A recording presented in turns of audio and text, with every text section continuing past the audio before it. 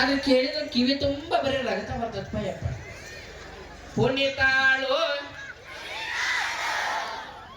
ಹಾಡ್ಲ ಬಿಡಬೇಡ್ರಿ ಬೆಳತನಕ ಕುತ್ಕೊಂಡು ಹಾಡ್ತಾರ ಬಸಣ್ಣೆ ಬಾ ಇವ್ರ ಮನೆ ಬಾಂಡೆ ತಿಂತು ಬಾ ಕರ್ಕೊಂಡೋಗು. ಬಾಂಡೆ ತಿಕ್ಕಿಸಿ ಎಲ್ಲ ಆಗಿಂದ ಒಮ್ಮೆ ಎಣ್ಣೆ ಹಾಕಿ ರಪ್ಪ ಬರದು ಏರಿತಾಳೆ ನೀನು. ಬೆಳ್ಳ ಬಂತಂಕ ಎರಸ್ಕೊ ಹೋಗು. ಸರಿ ಈಗ ಒಂದು ಹಾಡು ಬಂದದ ಸರ. ಏನದು? ಹಿತ್ತಲಕ್ಕ ಕರಿಬೇಡ.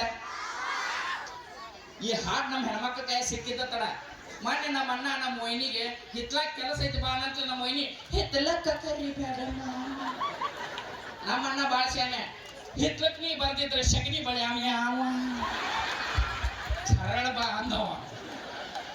ಕೆಲಸ ಮಾಡಪ್ಪ ಅಂತಂದ್ರೆ ಇವ್ರ ಸುದ್ದಿ ಹಿಂಗೈತಿ. ನನಗೆ ಖುಷಿ ಭಾಳ ಏನು ಗೊತ್ತೆ ನೀವು ಅವ್ರು ಹಾಡು ಹಾಡಿದ್ದಲ್ಲ, ನೀವು ಹಾಡು ಹಾಡಕತ್ತಿರಲ್ಲ, ಭಾಳ ಖುಷಿ ಆಗೈತಿ.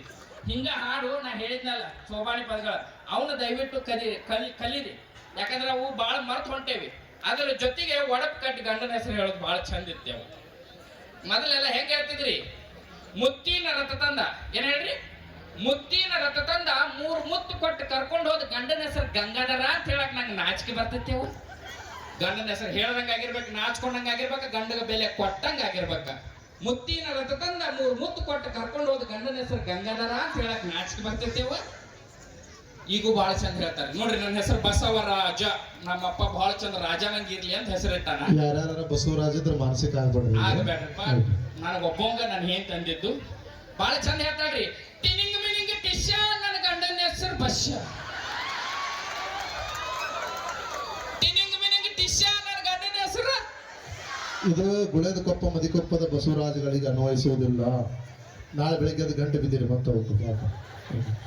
ಆಯ್ತು ಒಬ್ಬಕ್ಕೆ ಅಂದಾಗ ಸೀಟ್ ಆಗಿರ್ಲಿಲ್ಲ. ನೀವು ಹಿಂಗ ಸೋ ಅಂದ್ರೆ ಬಹಳ ಚಲೋ ಆಗ್ತೇವ. ಹಂಗಂತ ನಮ್ ಗಣಮಕ್ಳೇನ್ ಕಡಿಮೆ ಇಲ್ಲ. ಗಣಮಕ್ಳು ಬಹಳ ಚಂದ ಹೇಳ್ತಾರ. ಏನ್ ಹೇಳ್ರಿ?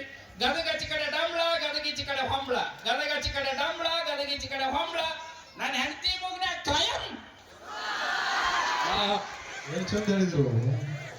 ಟೂಸ್ಕೆ ಯಾವ ನಾ ಅಂದಿಲ್ಲ, ಹಾನಿ ಮಾಡಿ ಹೇಳ್ತೀನಿ, ನಾ ಅಂದಿಲ್ಲ. ಅಂದವ್ರು ಅಲ್ಲೇ ಅದಾರ.